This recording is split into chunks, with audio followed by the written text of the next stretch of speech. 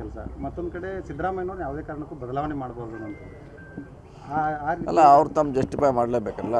ನಾವು ಕೂಡ ಹೇಳಿದ್ದಿಲ್ಲ ಅವ್ರು ಡೆಲ್ಲಿಗೆ ಹೋಗಬೇಕು, ಹೈಕಮಾಂಡ್ ಭೇಟಿಯಾಗಿ ಮನವೊಲಿಕೆ ಮಾಡಬೇಕು, ನಿಮ್ಮ ಜಸ್ಟಿಫೈ ಅನ್ನೋದು ನಾವು ಕೂಡ ಒಂದು ತಕ್ಷಣ ಹೇಳಿದ್ವಿ.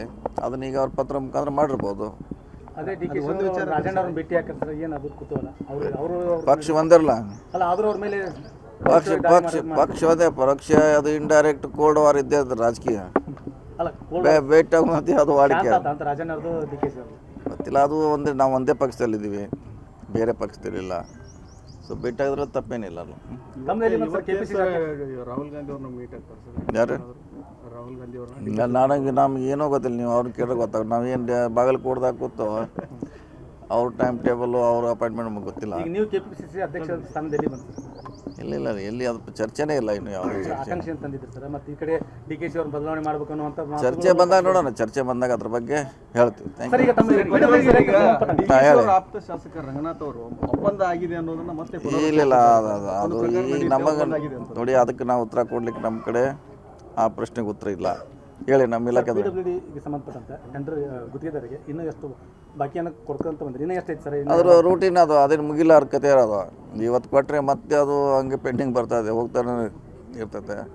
ಅಲ್ಲ, ಹಳೆ ಬಾಕಿ ಬರಲಾರ್ದಕ್ಕೆ ಹೊಸದಾಗಿ ಕಾಮಗಾರಿ ಮಾಡೋಕ್ಕೆ ಸಹಿತ ಗುತ್ತಿಗೆದಾರ ಹಿಂದೇಟ್ ಹಾಕ್ತಾರೆ ಅನ್ನುವಂಥದ್ದು. ಇಲ್ಲ, ನಮ್ಮ ಇಲಾಖೆಯಲ್ಲಿ ಇಲ್ಲ. ಯಾರು ಹೇಳಿದ್ರು? ನಮ್ಮಲ್ಲಿ ಟೆಂಡರ್ ಎಲ್ಲರೂ ಟೆಂಡರ್ ಹಾಕಿ ಹಾಕ್ತಾರೆ. ಒಟ್ಟು ಗೌರ್ಮೆಂಟ್ ಕೆಲಸ ಅಂದ್ರೆ ಒಳ್ಳೆಪ್ಪ ಅನ್ನೋ ಲೆಕ್ಕಕ್ಕೆ ಬಂದಾರ? ಇಲ್ಲ, ಹಂಗೇನಿಲ್ಲ, ಮಾಡ್ತಾರೆ. ಎಲ್ಲೂ ಆ ರೀತಿ ನೀವು ಹೇಳಿದಂಥ ಒಂದು ಉದಾಹರಣೆಗಳಿಲ್ಲ. ನಮ್ಮ ಇಲಾಖೆ ಅಂತ ಎಲ್ಲ ಕಡೆ ಮಾಡ್ತಾರೆ, ಬೇರೆ ಇಲಾಖೆಯಲ್ಲಿ ಕೂಡ ನನ್ನ ನಾಲೆಜ್ ಪ್ರಕಾರ ಟೆಂಡರ್ ಹಾಕ್ತಾರೆ. ಎಷ್ಟಿದೆ ಸರ್ ಇನ್ನು PWD ಬಾಕಿ? ಅದು ಹೇಳಿದ್ರಲ್ಲ, ಅದು ಹಂಗೆ ಅದು ಸುತ್ತಾಗ್ತಿರ್ತಾರೆ. ಅದು ಇವತ್ತು ಬಿಲ್ ಮಾಡ್ತೀವಿ, ಹೊಸ ಬಿಲ್ ಬರ್ತೈತೆ, ಬಿಲ್ ಕೊಡ್ತೀವಿ, ಹೊಸ ಬಿಲ್ ಬರ್ತದೆ. ಅಲ್ಲ ಸರ್, ಹಿಂದಿನ ಗೌರ್ಮೆಂಟಿನ ಅವಧಿ ಹಂಗೆ ಅದನ್ನ ಲೆಕ್ಕ ತೆಗಿಬೇಕಾದ್ರೆ ಅದೊಂದು ಸರಿ ಕೂಡಬೇಕು, ಭಾಳ ಎಕ್ಸ್ಪರ್ಟ್ ತೊಗೊಂಡು.